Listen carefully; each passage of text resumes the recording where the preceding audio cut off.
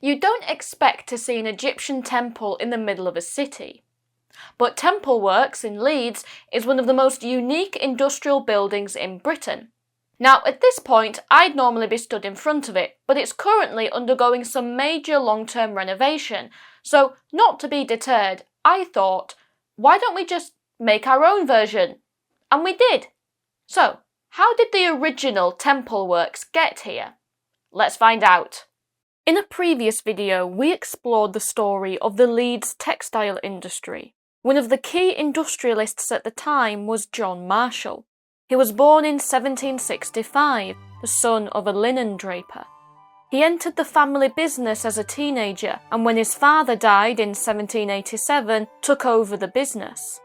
On a visit to Darlington, Marshall saw how efficient the newly invented spinning machines were at processing flax. Flax is a plant used to make linen, which was an extremely useful material for clothes, bedding, and sailing ships.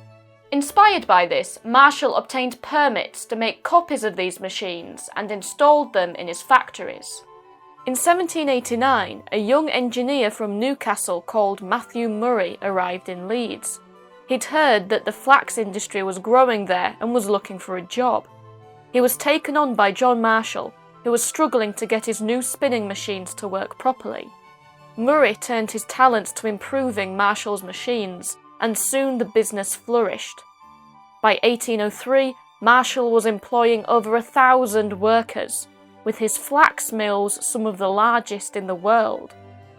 Matthew Murray would go on to work at Middleton Railway, where he would be instrumental in the history of railways and engineering.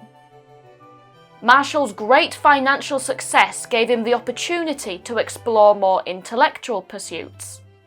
In 1820, he became the first president of the Leeds Philosophical and Literary Society. This was an opportunity for gentlemen of learning to come together and explore the wonders of the age: philosophy, science, art. In 1824, the society acquired the recently uncovered sarcophagus of ancient Egyptian priest Nesyamun. They began one of the earliest scientific investigations of an Egyptian mummy, and John Marshall was present at the unwrapping. Nesyamun, known as the Leeds Mummy, was donated to Leeds City Museum, free of charge. So you mean they got a mummy for nothing?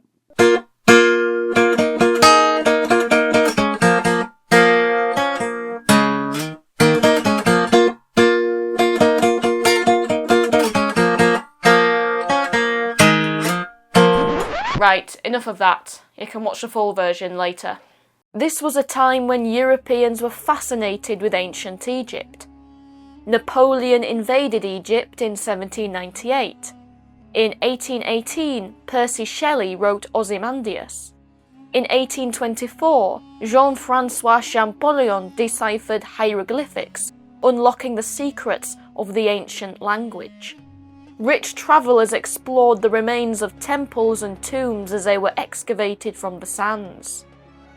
It's no surprise that when John Marshall wanted to build a new factory, he wanted it to look truly original. He wanted to make linen fine enough to wrap a pharaoh in. The task of designing the mill was a tricky one. One of the designers was Joseph Bonamy the Younger, who had travelled through Egypt extensively in the 1820s. He enlisted the help of his travelling companion and Egyptologist Robert Hay, who was rather dismissive of the idea. In a letter from Hay to Bonamy, dated 6th of August 1842, he wrote, "If my withholding of the drawings could have a good effect of stopping his proceeding altogether, I would most willingly do so. For we have far too many of these precious slavery prisons already, creating distress and misery throughout the length and breadth of the land. And still they must have more mills, and expensive ones too, to increase the general misery from overproduction." Despite this scepticism, construction went ahead. The design was based on the Temple of Edfu in Egypt.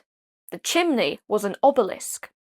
Not only was the factory visually stunning, but it had a number of innovative design features.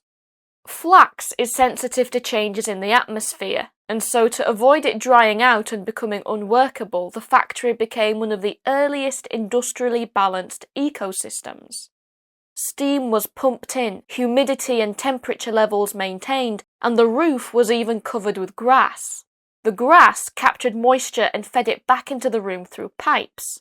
To keep the grass under control, sheep were brought up to the roof to graze, and to get them up there, a new invention, the hydraulic lift, was used.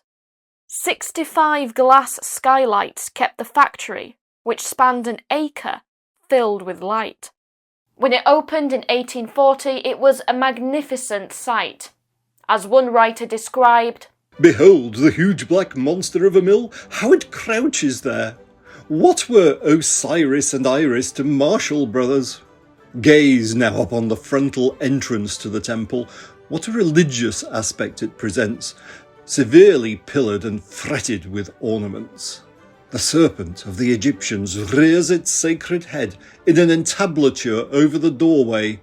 No ghostly pageantry of priests now passes its lintels. I see Holbeck transformed to Memphis, and the festival of Theophania celebrated in its streets." Needless to say, that is Memphis, the city in Egypt, one of the biggest cities of the ancient world, not Memphis, Tennessee.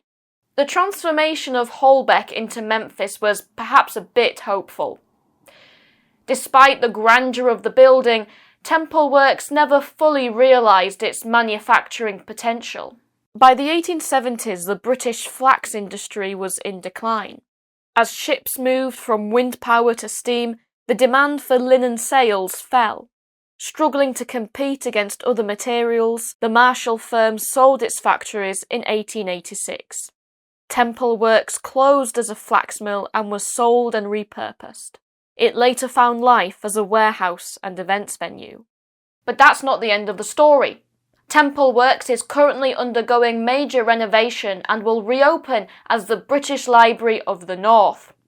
Like many ancient buildings, it finds itself repurposed for a new use. If you enjoyed this video, do subscribe to stay updated, and why not watch some of our other videos on industrial history? And if you enjoyed it, watch the full version of Mummy for Nothing.